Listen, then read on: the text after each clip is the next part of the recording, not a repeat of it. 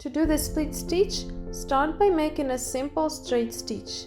Next, bring your needle up through the center of that stitch you just made. Come down again the stitch length, and this time come up in the middle of the last stitch you made. Repeat those sections until you've covered your pattern.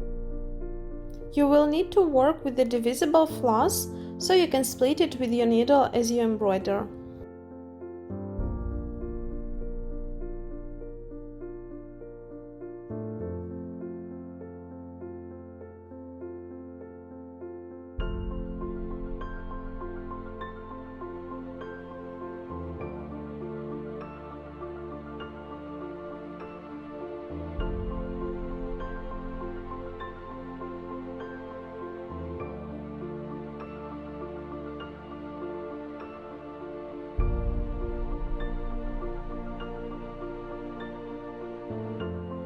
Thanks a lot for watching, and don't forget to subscribe to my channel to see more of my embroidery tutorials.